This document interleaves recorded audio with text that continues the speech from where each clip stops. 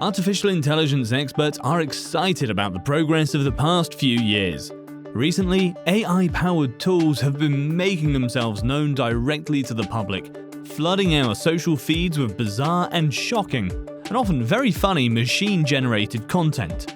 More widespread and probably more evocative of the creative artificial intelligence is the new crop of image creation tools, including DALL-E, Imagen, Crayon, and Midjourney, which all do versions of the same thing.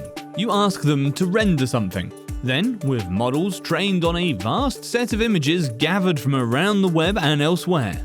Through a million posts and memes, these tools have become the new face of AI.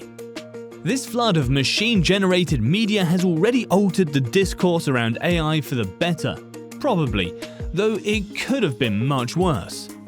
Artists and designers who already feel underappreciated and exploited in their industries, from concept artists in gaming and film and TV to freelance logo designers, are understandably concerned about automation. Some art communities and marketplaces have banned AI-generated images entirely. Being able to generate images that look like photos, paintings, drawings, or 3D models doesn't make someone an artist or good at painting. But it does make them able to create, in material terms, some approximation of what some artists produce, instantly and on the cheap. Still, most discussions about AI media feel speculative.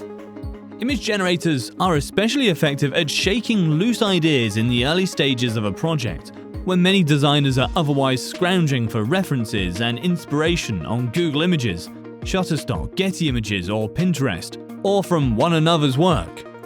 A lot of the AI art that has gone viral was generated from prompts that produced just the right kind of result. Close enough to be startling, but still somehow off. Through a misinterpreted word, a strange artifact that turned the image macabre, or a fully haywire conceptual interpolation. Surprising errors are AI Imaginary's best approximation of genuine creativity, or at least its most joyful. When AI art fails a little, as it has consistently in the early phase, it's funny. When it simply succeeds, as it will more and more convincingly in the months and years ahead, it's just, well, automation. There is a long and growing list of things people can command into existence with their phones, through contested processes kept hidden from view, at a bargain price. Trivia, meals, cars, labor. The new AI companies ask, why not art?